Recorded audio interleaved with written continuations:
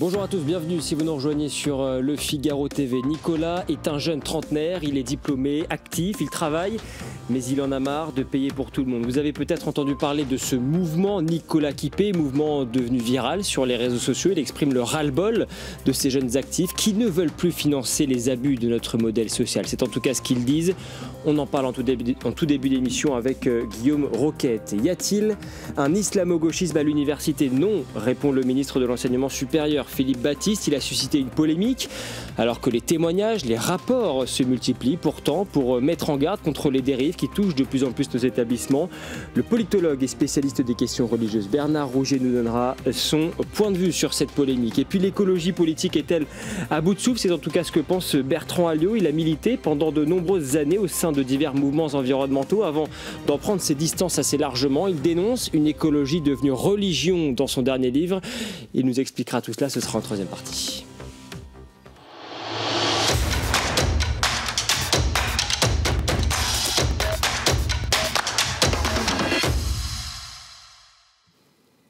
Bonjour Guillaume Roquette. Bonjour Timothée. Merci beaucoup d'être avec nous. On va parler de ce mouvement, la révolte des Nicolas. C'est de la couverture du Figaro Magazine ce week-end parce que c'est un mouvement de fond. Juste 2-3 mots d'abord sur un événement d'actualité cette semaine. Vous avez vu que le fardeau judiciaire s'alourdit à nouveau pour le Rassemblement national.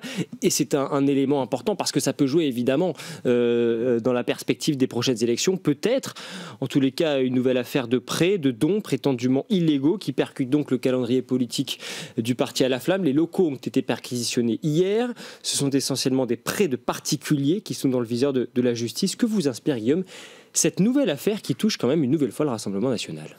Il y a un effet d'accumulation, c'est certain. Et il y a une volonté de la justice d'agir avec le plus de publicité possible, avec des moyens absolument considérables dans les perquisitions qui ont été menées. Qui me semble-t-il est, on va vous apporter un verre d'eau, Guillaume. Est assez spécifique au Rassemblement national, oui. Puisque il y a d'autres partis, dont je pense à la France Insoumise, dont les comptes de campagne ont été extrêmement contestés, et on ne voit rien de pareil. Alors, est-ce que la justice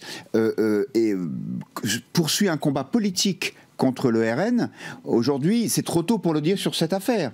Ce que je constate simplement, c'est que le Rassemblement national s'est longtemps plaint, et à juste titre, me semble-t-il, de ne pas avoir accès à des financements normaux. Et notamment que toutes les grandes banques françaises, et ça je le sais parce que j'ai vu des lettres de réponse négatives des grands établissements bancaires, ne voulaient pas leur prêter de l'argent. Et c'est d'ailleurs la raison pour laquelle ils se sont tournés vers des établissements étrangers. Exactement, et c'est la raison pour laquelle ils se sont tournés vers une banque russe. Ce qu'on leur a reproché, le problème, c'est que il faut dire toute la vérité. Oui, il peut être contestable de faire appel à une banque russe, simplement, si vous n'avez pas le choix parce que les banques françaises refusent de vous prêter, parce qu'elles ont peur que ça nuise à leur réputation, ça pose un problème. Donc, je voudrais qu'on y voit plus clair dans cette histoire. Je ne veux pas faire de procès d'intention à la justice française, mais je constate simplement qu'il n'y a pas un autre parti qui est, entre guillemets, qui fait l'objet d'autant d'attention de la justice. L'enquête, en tous les cas, vient de débuter, mais c'est vrai que, eh bien, on a tout de suite vu cette sémantique qui est arrivée du côté des responsables du Rassemblement national. On parle d'un acharnement, on parle même de harcèlement judiciaire. Marine Le Pen dit « ils veulent que l'on soit coupable ». Jordan Bardella lui dit « c'était un simple prétexte en réalité pour fouiller mon bureau ». C'est ce que dit Jordan Bardella. Est-ce que vous pensez, Guillaume, que la justice a un problème avec le Rassemblement national? Alors, je pense que la justice veut montrer qu'elle ne laisse rien passer venant du Rassemblement national. Plus qu'avec peut-être les autres partis? Je ne sais pas, encore une fois, je suis en tout cas surpris de la différence de traitement avec ce qui s'est passé à la France Insoumise, où il y a des accusations très claires de surfacturation dans les comptes de campagne de Jean-Luc Mélenchon. Et je conteste par exemple la peine d'inéligibilité qui a été prononcée à l'égard de Marine Le Pen. Je considère que la justice ne devrait pas se substituer aux citoyens que Marine Le Pen soit condamnée si elle a commis des délits, c'est normal, elle n'est pas au-dessus des lois. En revanche, qu'on l'interdise de se présenter à une élection présidentielle pour ce qui est quand même une faute assez vénielle, je pense que oui, ça c'est excessif. Mais quand on connaît, c'est vrai, l'exigence d'exemplarité des Français, en particulier à l'égard des personnalités politiques, et on ne peut pas leur donner tort là-dessus. C'est vrai que ce sont des affaires qui peuvent peser dans la perspective des prochaines élections. Bien sûr, ça peut peser, je pense, ça peut peser doublement. D'abord, effectivement, ça jette un doute sur la moralité du Rassemblement national. Je dirais que ça jette aussi peut-être un doute sur son professionnalisme. C'est-à-dire que tout ça donne le sentiment d'un parti qui se finance avec des procédés qui sont assez limites. On verra si c'était illégal ou non. Le RN dit que ce n'est pas le cas. Mais en tout cas, ce manque de maîtrise qui est un petit peu le reflet dans le financement du parti de ce qu'on reproche au RN globalement, c'est-à-dire vous n'avez aucune expérience du pouvoir, vous êtes assez désorganisé, vous avez dans vos rangs des gens qui parfois sont contestables, donc est-ce que vous êtes prêt à gouverner le pays? C'est certain que ça va renforcer cette suspicion. Alors on continue de parler financement, justement, financement de notre modèle social. On va parler de cette couverture du Figaro Magazine ce week-end, avec donc ce mouvement, la révolte de Nicolas. Un mot d'abord quand même, parce que d'ailleurs c'est lié à cette question des financements, sur le numéro de la semaine dernière, le week-end dernier, ça a beaucoup fait réagir, notamment dans la classe politique, et ça a fait réagir notamment un sénateur communiste, Yann Brossa, qui a déclaré sur X ceci: les publications de ce type qui bénéficient d'aides publiques grâce à vos impôts et qui incitent à la désertion fiscale au moment où l'État cherche des recettes devraient être purement et simplement interdite. Il réagissait donc à ce numéro qui portait effectivement sur les pays les plus accueillants pour les retraités français. Absolument. Que lui répondez-vous à ce sénateur? Je lui réponds que c'est toujours les mêmes causes qui produisent les mêmes effets. Et on ne peut pas s'attendre à autre chose des communistes. Les communistes sont des gens qui ont soutenu le régime totalitaire le plus abominable du XXe siècle, à savoir l'Union soviétique. Ce sont des gens qui ont glorifié dans leurs propres journaux le grand Staline, et aujourd'hui vous avez un communiste qui trouve qu'une couverture d'un magazine lui déplaît et il veut faire interdire le magazine.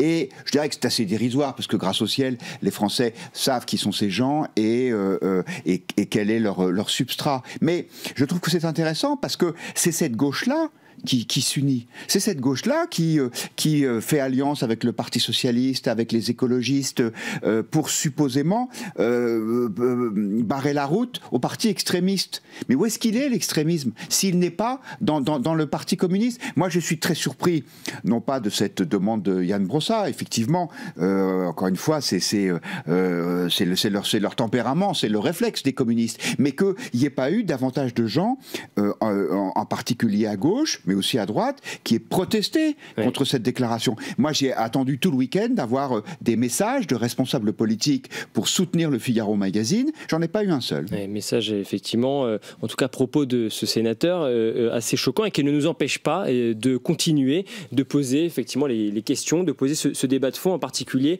en l'occurrence, sur le financement de notre modèle social. Alors justement que le spectre du budget 2026 est déjà dans toutes les têtes, en tout cas au Parlement. Vous consacrez donc la couverture du Figaro Magazine ce week-end à cette révolte des Nicolas, mouvement dans lequel beaucoup de monde, beaucoup d'actifs se retrouvent. D'abord, qui est ce Nicolas qui manifestement en a marre de payer pour tout le monde? Alors, on ne sait pas qui est Nicolas. Nicolas, pourtant, on l'interviewe dans le Figaro Magazine de ce week-end, mais on lui a envoyé nos questions par mail et il a refusé de donner son identité. En tout cas, ce Nicolas, c'est un personnage qui est sur les réseaux sociaux, en particulier sur X, l'ancien Twitter, et qui se présente comme étant un trentenaire actif, donc un jeune professionnel qui travaille et qui en a assez de payer pour tout le monde. Oui. Et c'est vrai que cette génération des trentenaires, elle est dans une situation qui est difficile, parce que d'abord, elle est énormément chargée d'impôts et de charges sociales, simplement parce qu'il faut payer les retraites, et il y a de moins en moins d'actifs pour financer de plus en plus de retraités.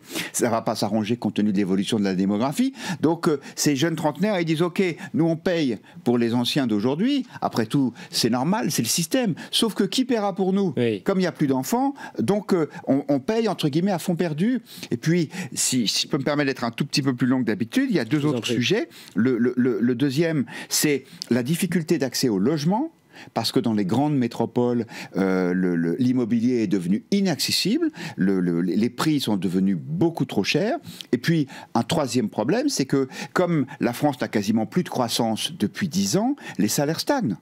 Donc, vous avez des salaires qui n'augmentent pas beaucoup et qui sont assez faibles, un immobilier qui est devenu inaccessible et un niveau de fiscalité et de charges très lourd, je comprends qu'ils se révoltent. Justement, quelles sont les dépenses dans leur viseur? Parce qu'ils disent on en a marre de payer pour tout et n'importe quoi. Ils parlent du financement de notre modèle social. Il y a également la question du financement de l'immigration en France qui est importante. Quelles sont concrètement les dépenses dans lesquelles il faudrait tailler selon ce mouvement, vous qui avez justement effectivement interrogé, Guillaume de Monjou, votre reporter, ce Nicolas qui en réalité est le révélateur d'un mouvement beaucoup plus profond. Absolument, Guilain de Montalembert qui a réalisé ce dossier. Et Guilain a aussi interrogé deux Nicolas, qui sont notre consoeur Génie Bastier, qui a beaucoup soutenu ce mouvement, et Charles Consigny, qui a d'ailleurs interpellé Jean-Luc Mélenchon, c'était sur RMC dans les grandes gueules, sur le thème « Est-ce que vous savez qui est Nicolas ?» Et qu'est-ce qu'ils nous disent? Ils nous disent, nous on paye pour les retraités et on voudrait que l'âge de la retraite soit reculé pour que le fardeau soit moins lourd à porter pour les actifs. Et puis effectivement, ce modèle social, ce sont toutes les dépenses inutiles. C'est-à-dire que à chaque fois que on nous annonce, par exemple, que les étrangers en situation irrégulière qui profitent de l'aide médicale d'État augmentent tous les ans, eh bien, la réponse, et c'est en train de devenir un slogan politique, c'est Nicolas qui paye. À chaque fois que nos élus disent il y a une opération gratuite, des festivals où on ne paye pas l'entrée, des dépenses qui apparaissent superfétatoires, à chaque fois, on se dit quelqu'un paye. Et celui, alors il n'y a pas que Nicolas qui paye, il n'y a pas que les trentenaires, les retraités aussi payent des impôts, et puis il y a des actifs qui sont un peu plus âgés. Mais c'est particulièrement choquant pour ces jeunes parce que eux n'ont pas entre guillemets profité des bonnes années. Moi, je suis plus proche de la retraite que de l'augmentation probablement, et c'est assez. Je sais que je vais avoir a priori une retraite correcte. Pour vous, mon pauvre Timothée, je suis désolé, mais c'est moins évident. Je crois qu'il vaut mieux ne pas y penser. Oui, mais voilà, et donc il est normal qu'il y ait ce ressentiment vis-à-vis d'un système dont vous êtes, vous, votre génération, les grands oubliés. Justement, dans le viseur de ces jeunes actifs, donc les aides sociales, les politiques, on l'a dit, pro-immigration, et également les retraités. Et c'est vrai qu'on se dit, quand on a travaillé toute sa vie, qu'on a cotisé, est-ce qu'il n'est pas normal finalement de toucher une retraite qui permette de vivre dans de bonnes conditions? Parce que finalement, on peut dire aussi, c'est vrai que ce mouvement, il y a peut-être un manque d'altruisme aussi. Bien sûr, c'est vrai. D'ailleurs, c'est une question qu'on pose à Charles Consigny et Eugénie Bastier. On leur dit, mais est-ce que vous n'êtes pas un peu égoïste quand même? Ce quoi je répondrais que personne ne nie le fait que on puisse à la retraite profiter de ce qu'on a payé. Mais ça porte un nom. Ça s'appelle la capitalisation.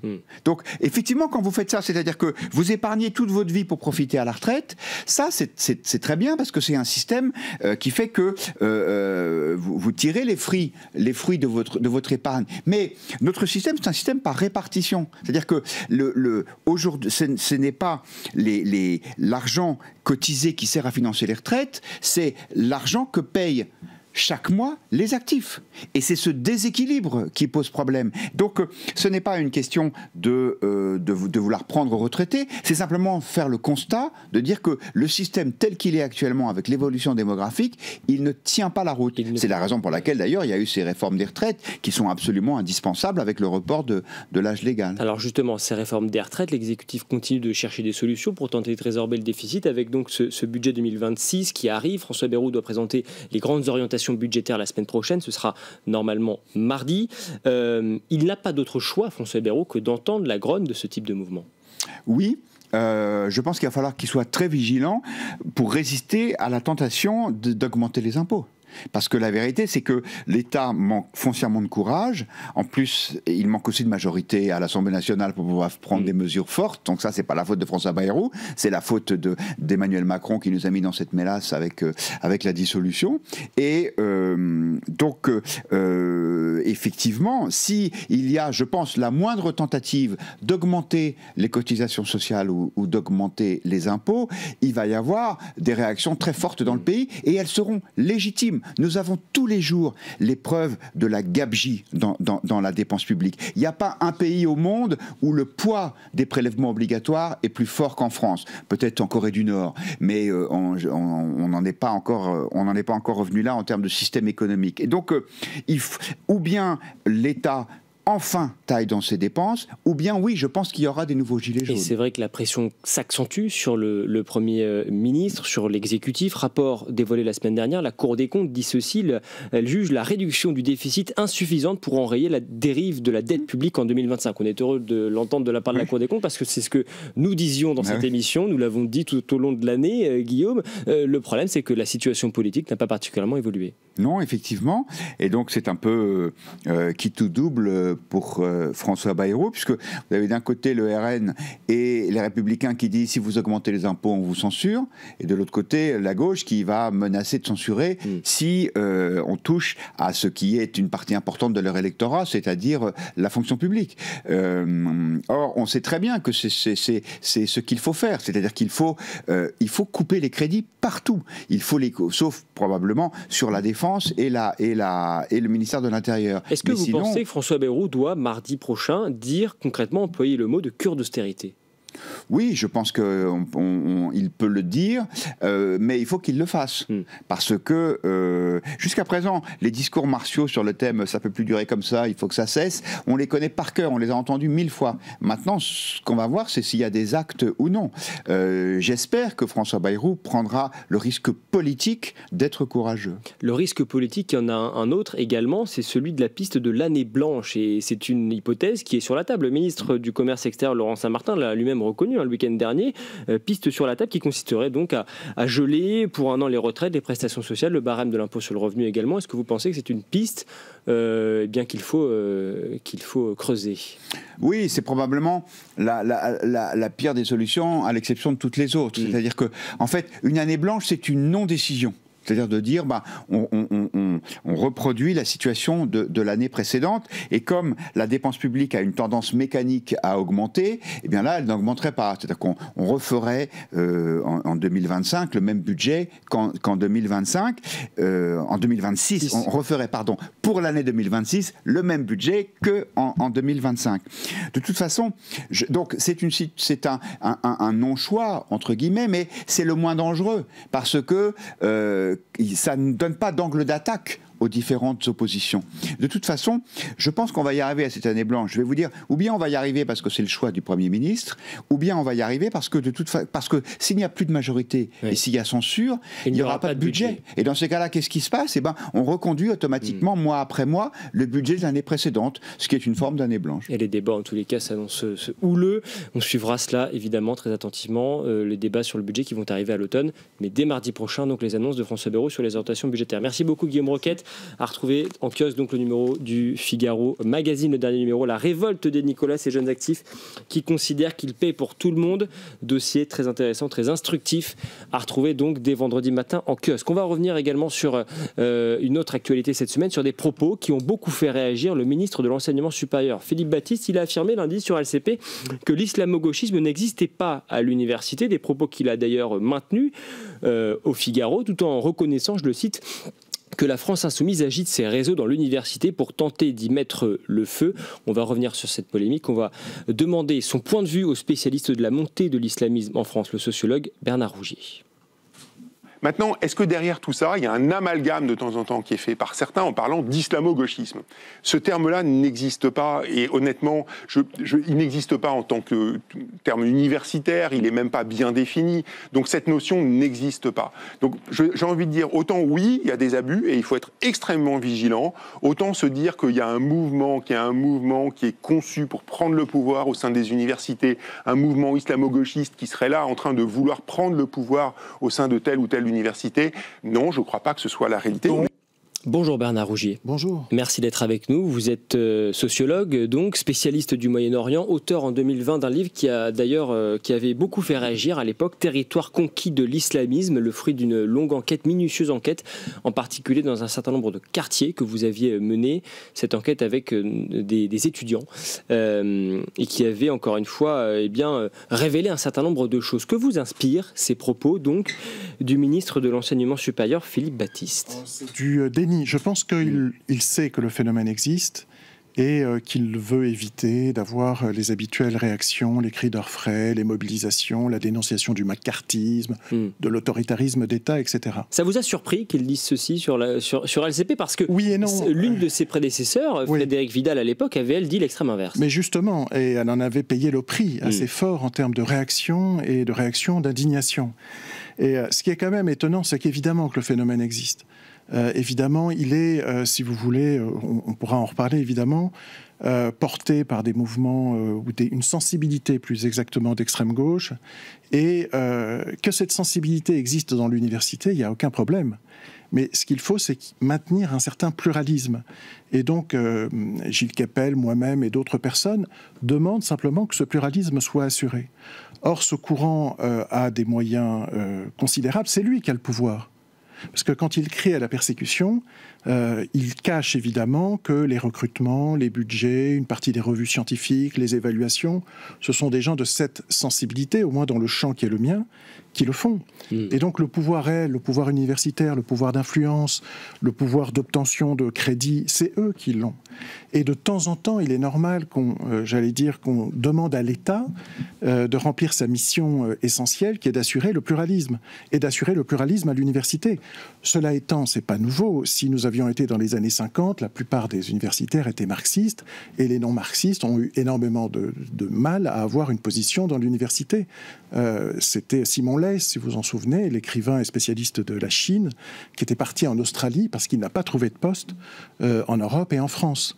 Donc le phénomène n'est pas nouveau. Cette fois-ci, il est porté par une autre sensibilité qu'on appelle par de cette expression islamo-gauchisme, on pourrait la remplacer par une autre, un mélange de tiers-mondisme et de défense inconditionnelle des musulmans, quelle que soit leur orientation ou leur action politique et religieuse. Alors il y a beaucoup d'éléments dans ce que vous venez de dire, et je reviens notamment sur ce que vous disiez sur la liberté d'expression et sur les rapports qui se mettent en place dans l'université, dans les différentes universités. Est-ce que vous avez le sentiment, est-ce que vous, en tous les cas, vous l'avez vécu peut-être, qu'il y a certaines choses aujourd'hui que vous ne pouvez plus trop dire? Oui, si je peux rendre hommage à Boualem Sansal, je reprendrai l'une de ses interrogations.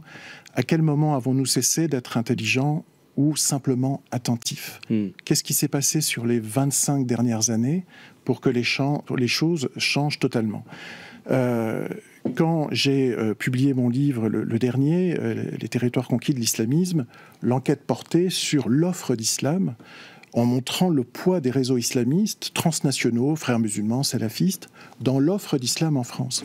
Je ne m'en prenais ni à l'islam en tant que tel, surtout pas, ni et encore moins aux musulmans, mais à des groupes militants, si vous voulez.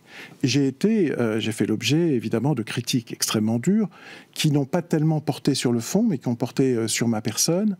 Et le même milieu islamo-gauchiste a souvent encouragé un certain nombre de gens qui étaient mis en cause dans le livre à porter plainte. Ce milieu a cherché à vous faire taire? Oui, bien entendu. Enfin, à m'intimider, si vous voulez, par des plaintes. Donc, j'ai passé un certain nombre de temps pour 5 affaires, 5 plaintes à la 17e chambre. Ça, c'est des moyens d'intimidation.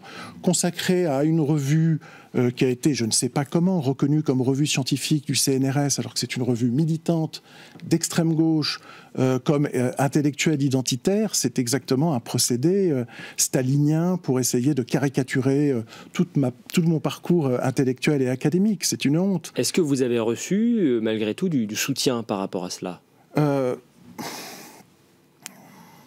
Pas un soutien... J'ai eu quand même la protection fonctionnelle de mon université, donc c'est un soutien. À ce titre-là, je suis très reconnaissant à la Sorbonne Nouvelle de m'avoir aidé à conduire les procès et à les gagner tous. Donc là, il y a eu un soutien, si vous voulez, de ce point de vue. Alors, mais simplement, pardon, le champ intellectuel est dominé par cette sensibilité aujourd'hui. Et les premiers qui disent que ça n'existe pas en font partie. Ce que vous décrivez là, et notamment ce que vous avez vécu, mais que d'autres ont pu vivre, avec notamment le cas plus récent de Fabrice Balanche à l'Université de Lyon, ce sont les preuves justement de l'existence de ce mouvement islamo-gauchiste à l'université, selon vous? Ah, c'est clair, oui. Balanche, ça fait longtemps qu'il est en ligne de mire, si j'ose dire. Là, il a été particulièrement choisi pendant des militants qui ont voulu interrompre son cours. Quand vous avez un vice-président d'université qui dit que Hassan Nasrallah sera pour toujours dans nos cœurs, au panthéon de nos cœurs, enfin, c'est quand même oublier que son organisation, celle de Nasrallah, a tué des professeurs, à commencer par un chercheur du CNRS, qui était Michel Seurat, qui a été enlevé et tué par le Hezbollah, d'autres universitaires américains dans les années 80 à Beyrouth. Donc il y a quelque chose ici qui est la négation même de la liberté universitaire, et on sait la manière dont le Hezbollah a traité tous les dissidents chiites au Liban et au Sud-Liban, et notamment les intellectuels communistes. Donc vous voyez, cette réunion entre l'extrême gauche et l'islamisme fonctionne ici dans la société européenne. Dans les sociétés orientales, il y a longtemps qu'elle ne fonctionne plus. Mais j'aimerais comprendre ce dont on parle précisément quand on parle de ce mouvement islamo-gauchiste, parce que d'ailleurs, pour être tout à fait complet, le ministre donc Philippe Baptiste, il dit que ce terme d'islamo-gauchisme n'existe pas en tant que terme universitaire. Vous décrivez un mouvement politique, sociologique. Qu'est-ce que ce mouvement précisément? Si vous voulez, il ne se revendique pas en tant que tel. Ceux qui l'animent sont beaucoup plus malins.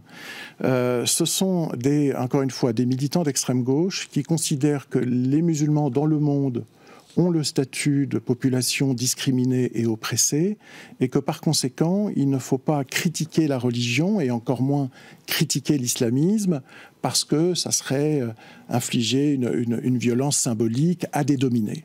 Donc c'est une sociologie de la domination, c'est ce qu'on appelle vraiment voir tout le monde à travers le monde social à travers les mécanismes de la domination, et considérer que les musulmans forment une population particulièrement discriminés, et que toute recherche qui se ferait sur des réseaux militants qui, eux, ont énormément de moyens, sur le jeu du Qatar en France, sur l'organisation des frères musulmans, serait la manifestation d'une volonté méchante de critiquer l'islam et de critiquer les plus faibles dans la société. Vous voyez, c'est utiliser le religieux comme un étendard des populations opprimées. Comment expliquez-vous alors ces propos? Vous avez évoqué tout à l'heure du déni de la part du ministre. C'est vrai que quand on entend ce que vous dites, ce que certains autres professeurs disent, qui parlent de cette logique de propagande, il y a quand même des témoignages qui sont forts, il y a des rapports également qui sortent.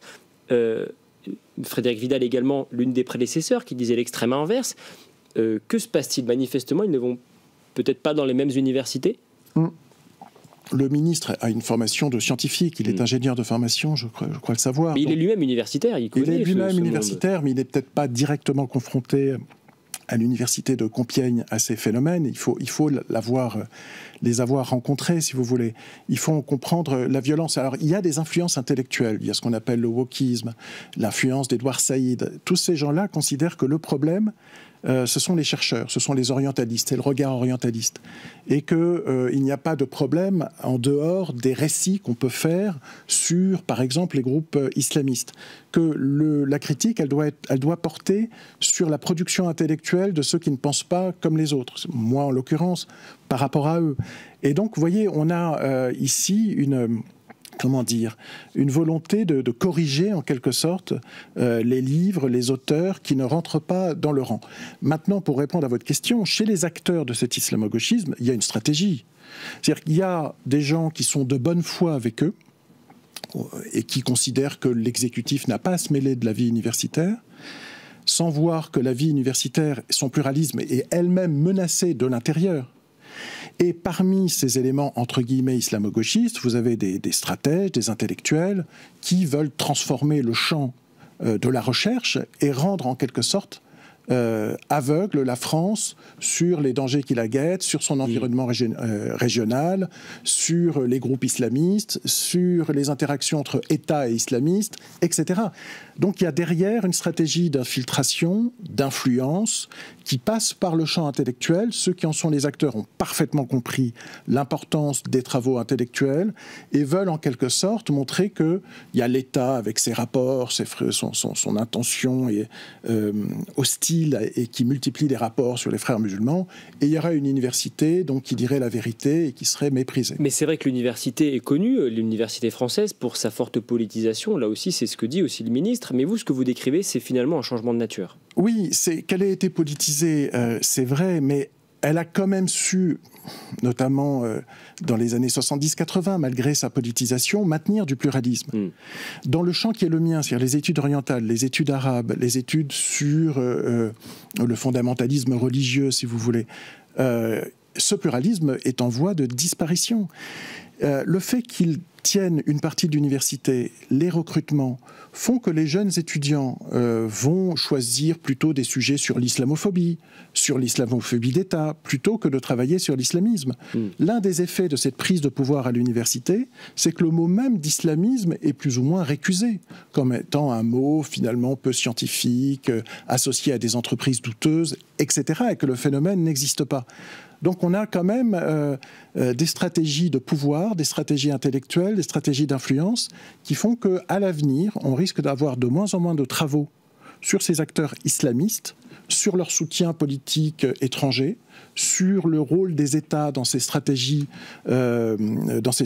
politiques, à la fois pour contrôler la population d'ascendance musulmane et pour contrôler les travaux qui peuvent être faits depuis l'université française. Alors justement, que faire face à cela ? J'évoquais tout à l'heure Frédérique Vidal, c'était quand même en 2021, il y a 4 ans, et elle avait promis à l'époque qu'une enquête serait menée. C'était suite à l'époque, souvenez-vous, à des incidents à l'université de Sciences Po Grenoble, à l'école de Sciences Po Grenoble. Cette enquête finalement n'a jamais vu le jour.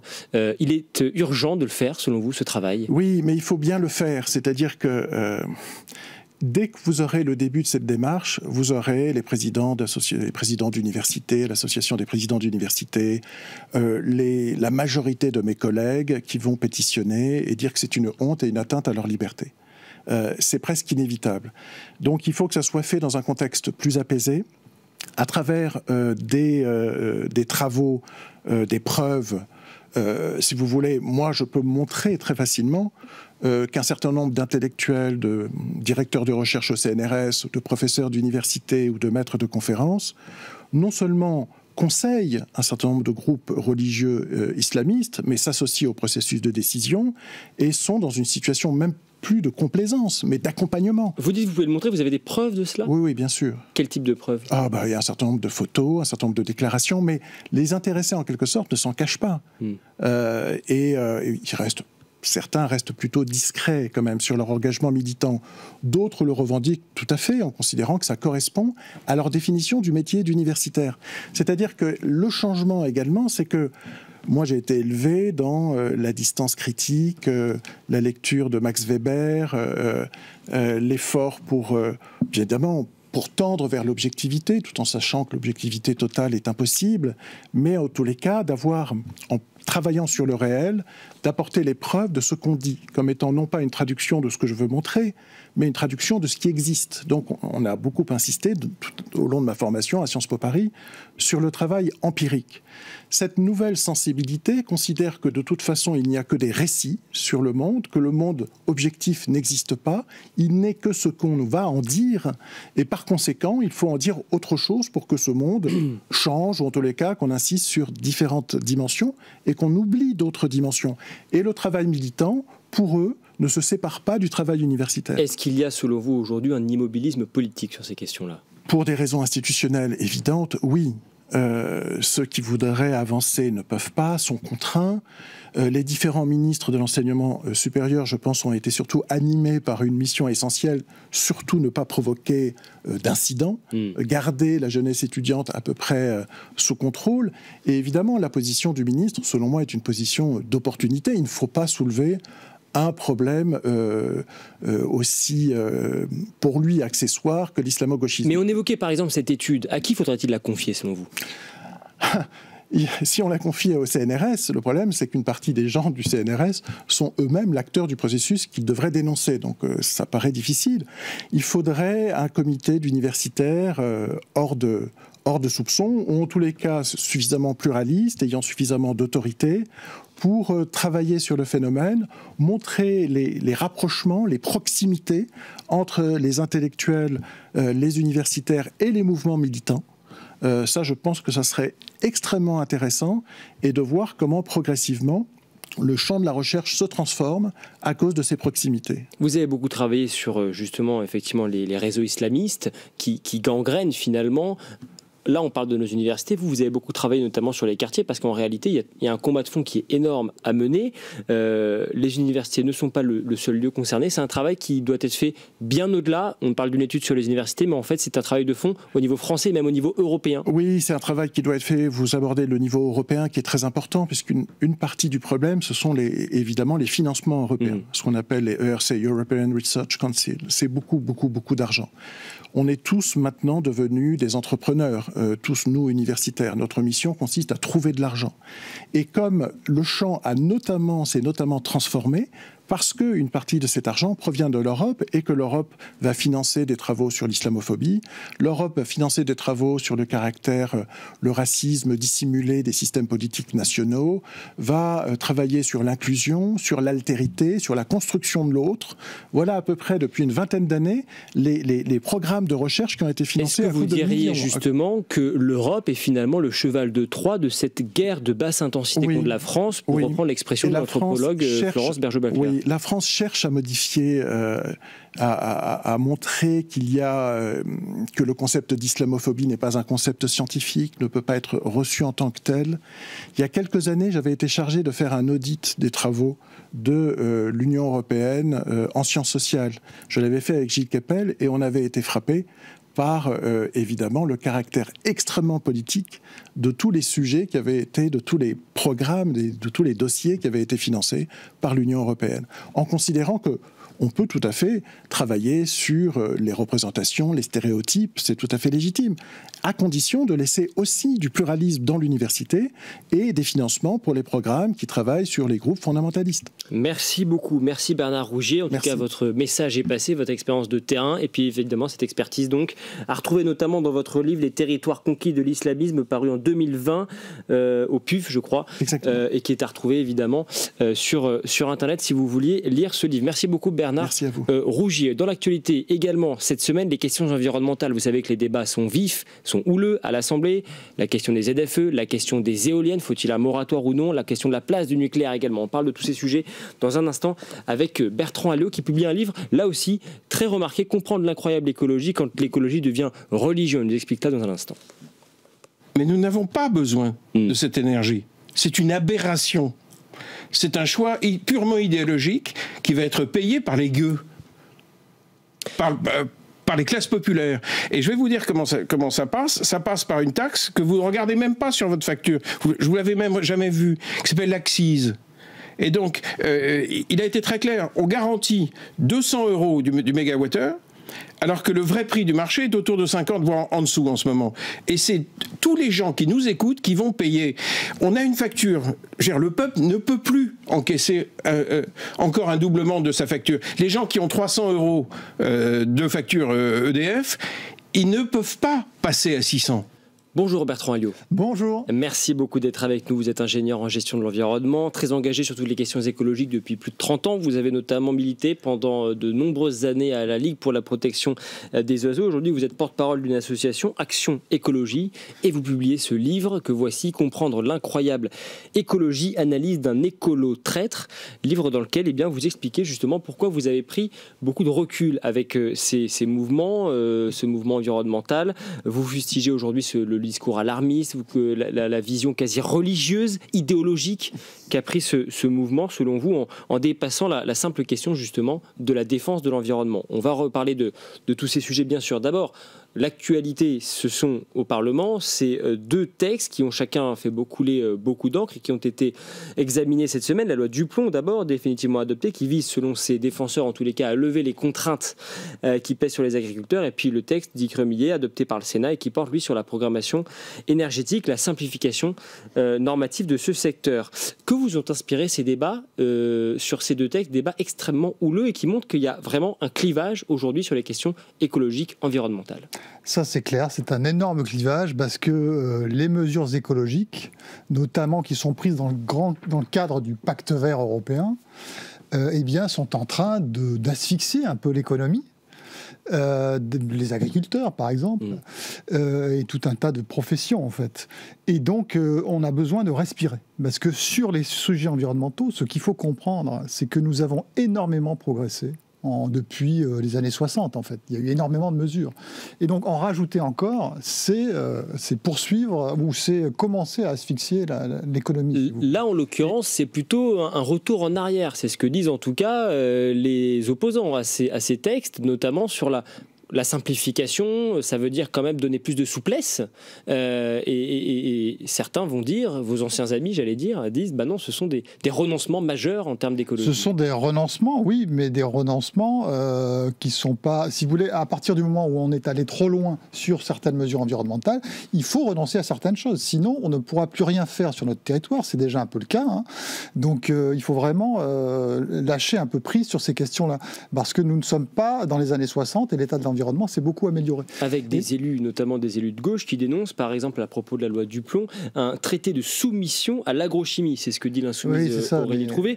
Un vote pour le cancer, dit l'écologiste Benoît Biteau. C'est exactement avec ce type de discours que vous avez rompu.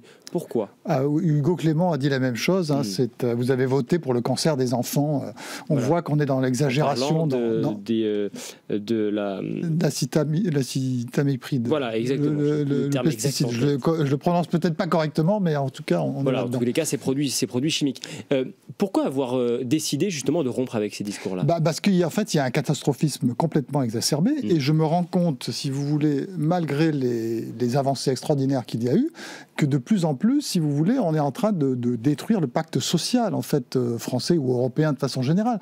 Faut pas qu'on exagère, parce que là, on est en train de rentrer dans des formes de décroissance de l'économie, très très clairement. Hein. Vous ne croyez pas à l'idée d'une apocalypse verte ?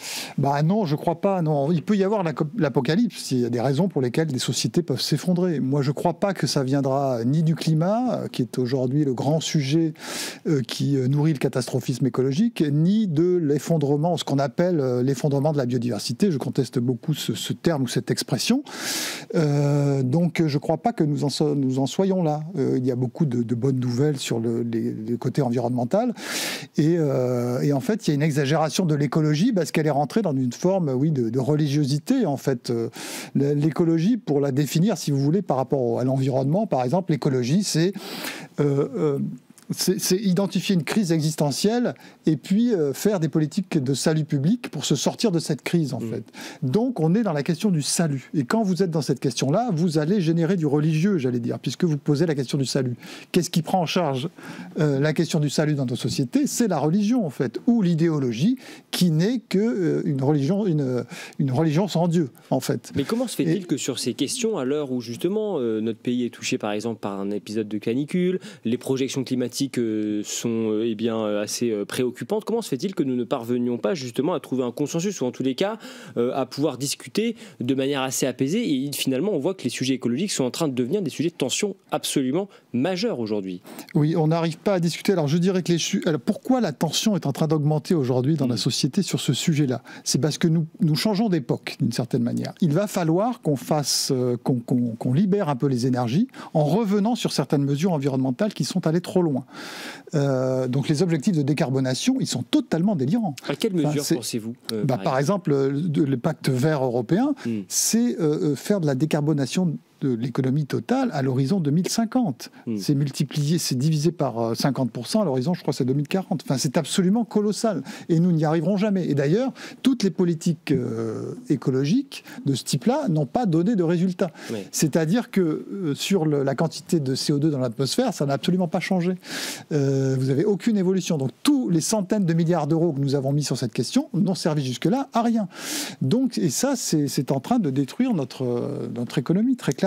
Alors, autre question qui a beaucoup fait réagir et qui suscite évidemment les passions, cette idée de moratoire sur l'éolien, sur le photovoltaïque, le solaire, proposition défendue par les députés, les Républicains, les députés du Rassemblement national également à l'Assemblée, même si l'amendement déposé en ce sens donc n'a pas été adopté dans la version du Sénat cette semaine, amendement à cette proposition de loi Gremillet. Vous, ça fait des années que vous alertez sur les risques de l'éolien, justement. Qu'est-ce qui vous inquiète ? Écoutez, alors il n'y a pas que moi qui alerte là-dessus. Hein. En fait, il faut remonter un peu dans le temps. Il y a quelques années, le gouvernement, enfin les gens en tout cas qui sont au gouvernement aujourd'hui, voulaient baisser le nucléaire de façon drastique. Hein. Ils voulaient que ce soit maximum, représente 50% du bouquet énergétique français. Bon. Eh bien, il y a de l'eau à passer sous les ponts, si vous voulez. On s'est rendu compte que c'était une énorme connerie, pour parler poliment. Et ils sont revenus sur leur décision. Et aujourd'hui, plus personne ne remet en cause le nucléaire, etc. Est-ce que ça veut dire pour autant qu'il faut arrêter le renouvelable et en particulier l'éolien? Oui, parce qu'en fait, ils sont en train de faire exactement la même erreur. Vous voyez avec quelle énergie ils sont en train de défendre les énergies renouvelables intermittentes qui nous coûtent un pognon de dingue et qui ne règlent aucun problème et qui va renchérir le prix de l'électricité. Aujourd'hui, ils le défendent à fond pour des raisons qui m'échappent franchement, mais on peut estimer qu'ils vont revenir en arrière comme ils l'ont fait sur le nucléaire. Qu'est-ce qui nous prouve qu'ils ne vont pas soudainement avoir la lumière et se dire que finalement c'est une grosse connerie de faire autant d'énergie intermittente? Moi je pense que c'est ce qui va se passer, mais on aura perdu d'abord plusieurs années, et puis des milliards d'euros, très certainement. Si l'on pousse votre raisonnement au bout, ça veut dire que, on reprend d'ailleurs cette proposition de Bruno Retailleau dans le Figaro la semaine dernière, on arrête totalement, purement et simplement, de subventionner les énergies renouvelables. Vous pensez que c'est quelque chose qu'il faut mettre en œuvre de manière impérative? Absolument, il faut un moratoire, il faut arrêter cette politique de fuite en avant sur pas le renouvelable, sur le renouvelable intermittent, c'est-à-dire essentiellement éolien et le solaire, quoi. Donc on laisse effectivement le marché décider si c'est une bonne idée, mais en tout cas, il faut vraiment rompre avec cette idée, surtout que, encore une fois, notre production d'électricité et quasiment 100% décarboné déjà. Donc pourquoi faire de l'éolien et du solaire qui en fait fragilise en plus notre nucléaire, parce qu'il y a des comment dire, la production est difficilement maîtrisable, et donc on est obligé le nucléaire a beaucoup d'inertie, donc pour augmenter la production, pour la baisser, il nous faut un peu de temps. Ce que vous décrivez depuis tout à l'heure, c'est quoi finalement? C'est une écologie politique selon vous qui rate son but finalement? C'est, comment dire, oui, alors, enfin, si vous voulez, le but, c'est ce que j'essaye d'expliquer sur les politiques environnementales. Le but, il faut qu'ils comprennent, il a été en grande partie atteint. C'est-à-dire qu'on a fait d'énormes progrès, et sur les sujets environnementaux, il faut se sortir de la tête qu'on est uniquement sur le CO2. C'est tous les autres sujets qui sont importants. Les déchets, la qualité de l'eau, tous ces sujets environnementaux, la pollution lumineuse, tous ces sujets dont on ne parle plus parce qu'on ne parle que du CO2. Et donc, on a fait beaucoup de progrès. Et je prends toujours le même exemple. C'est comme si vous êtes très gros. Et dans les années 60, nous étions très gros. Nous polluions énormément. Et donc, on a énormément maigri. On est arrivé à notre poids de forme, où on n'est pas loin de notre poids de forme sur les questions environnementales. Eh bien, on nous demande de maigrir encore. Et donc, ce qui signifie qu'on va en mourir, quoi. Ou alors, il faut déployer encore énormément d'énergie pour perdre les 100 grammes ou le kilo supplémentaire, quoi. C'est très, Dans votre très livre, Bertrand Alliot, également, vous donnez à comprendre justement les raisons qui font le succès de l'écologie, mais également qui contribuent à son affaiblissement. Est-ce que vous avez le sentiment qu'avec un certain nombre de mesures, notamment les ZFE, par exemple, on en a parlé, avec tous ces débats sur la PPE, finalement, eh bien, on a une grogne, on a un peuple qui s'est retourné presque contre l'écologie. On va finir par se tirer une balle dans le pied, finalement. Oui, et on peut dire que c'est tous ceux qui créent de la richesse dans notre pays, de la valeur, qui sont aujourd'hui touchés par ces dérives écologiques. Et c'est pour ça qu'il y a une révolte, et c'est pour ça que j'annonce, alors peut-être ai-je tort, mais disons la fin de l'écologie. Alors ça peut durer un certain temps encore, parce que en fait nous n'avons plus les moyens d'avoir ces politiques écologiques qui ne mènent à rien. Encore une fois, sur les questions énormément de CO2, il faut nous adapter au changement climatique, mais croire qu'on va pouvoir décarboner l'économie, simplement, c'est une illusion. Et donc, ce que je voulais dire, et je voudrais terminer mon propos de tout à l'heure, c'est que s'il y a autant d'opposition chez les écologistes, c'est qu'ils sentent effectivement qu'on va plutôt vers la fin de cette ère de l'écologie, et que j'espère on va rentrer dans l'ère de l'environnement, donc quelque chose de plus sérieux et de moins passionnel. Et donc, le problème, c'est que, si vous voulez, l'écologie il y a tout un écosystème d'ONG, même d'entreprises, etc., qui vivent carrément sur le dos de cette écologie, finalement, de ces mesures, de ces normes, de cette réglementation, et qu'ils font aujourd'hui, ils forment un syndicat puissant. Et donc, ils se voient perdre en puissance, et je pense qu'il va y avoir des heurts assez forts. On le voit pour l'A69, on le voit pour les bassines, et il peut y avoir des violences beaucoup plus importantes. On peut même voir des morts, éventuellement, sur cette question-là de l'écologie, parce qu'ils voient leur terrain se détruire sous leurs pieds, quoi. Avec ce discours que vous portez là, ce que vous dites, moi je pourrais vous dire, en fait, vous êtes un climato-sceptique. C'est ce que vous disent vos opposants. Oui, mais ça, c'est, comment dire, Que leur répondez-vous ? C'est le mot magique pour faire taire son adversaire. Donc évidemment, on n'est pas climato-sceptique, ça n'a aucun sens, mais enfin, on a vous êtes un écolo-traître. Oui, parce que effectivement, j'ai milité pendant de très nombreuses années dans les associations de protection de la nature, mais je les ai quittées, et effectivement, je suis traité d'écolo-traître. J'ai même perdu mon poste à l'université pour ces questions-là.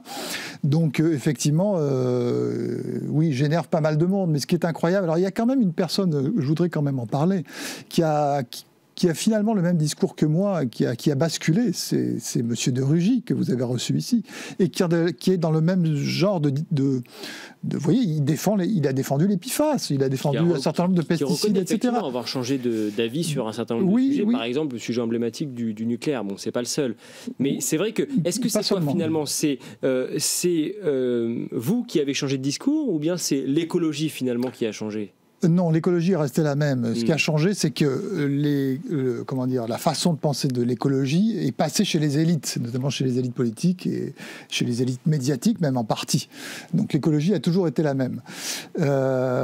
Donc non, simplement, c'est un réveil de certains d'entre nous, mais on est quand même très très peu nombreux. On devrait être beaucoup plus nombreux à dénoncer les excès de cette écologie, quoi. Et vous donnez le change, parce que dans ce livre, c'est vrai que vous utilisez notamment les expressions d'autoritarisme, les expressions de despotisme, les expressions de mesures coercitives, alarmistes également, qui ont des conséquences justement néfastes finalement pour l'écologie. Vous êtes vraiment fâché avec le mouvement écologiste. Mais en fait, il faut comprendre que c'est dans la nature de l'écologie d'être un peu dictatorial. Pourquoi ? C'est très simple, c'est ce que j'ai dit tout à l'heure. C'est un diagnostic de crise existentielle. Donc à partir du moment où vous êtes dans une crise existentielle à cause de problèmes environnementaux, vous devez mener des politiques radicales pour vous sortir de cette crise. Vous voyez ce que je veux dire ? Donc, c'est naturellement que l'écologie est dictatoriale. Seulement, ce qu'il faut remettre en cause, si on ne veut pas rentrer dans ce jeu-là, c'est le diagnostic de crise. Est-on vraiment dans une crise écologique ? C'est ça la question qu'il faut se poser. Et justement, ce diagnostic, il est posé par un certain nombre d'organismes, notamment le GIEC, là aussi. Vous le ciblez directement et vous dites que c'est un organisme qui est venu, je vous cite, objectiver le catastrophisme écologique. Oui, c'est-à-dire, encore une fois, l'écologie est ce mouvement qui identifie cette crise, mais la crise climatique n'est qu'une crise de remplacement. Avant, il y avait la crise de la couche d'ozone, par exemple, des pluies acides, du nucléaire. On a pensé qu'on allait tous mourir à cause du nucléaire. Donc, c'est une crise contemporaine, l'écologie, le nucléaire, et le climat. Mais ce qui vient, en fait, ce qui a convaincu les élites, c'est effectivement le GIEC, parce que le GIEC est venu mettre le sceau de la science, non pas sur la véracité du changement climatique, mais sur la véracité de la crise climatique. Vous voyez ? Il peut y avoir un changement climatique sans qu'il y ait de crise climatique. Comment voyez-vous justement ce mouvement évoluer, ce discours que vous portez là, qui est minoritaire aujourd'hui dans la classe politique, même s'il émerge. Oui. Comment voyez-vous justement le débat évoluer? Alors je pense qu'il est majoritaire dans le camp de droite et une partie du centre en fait maintenant. Je vois évoluer, je pense que c'est par nécessité, d'abord parce que nous connaissons une ruine de l'État, que nous avons des problèmes géopolitiques assez sérieux aux frontières de l'Europe. Nous n'avons plus les moyens de dépenser sans compter pour essayer de maîtriser le climat. Vous savez, à l'origine, les écologistes disaient toujours quelle prétention de l'être humain de vouloir maîtriser la nature. Mais aujourd'hui, l'être humain, enfin notre petit pays, l'Europe, veut maîtriser le climat, voilà, vous voyez ce que je veux dire, cette ambition totalement démesurée, délirante.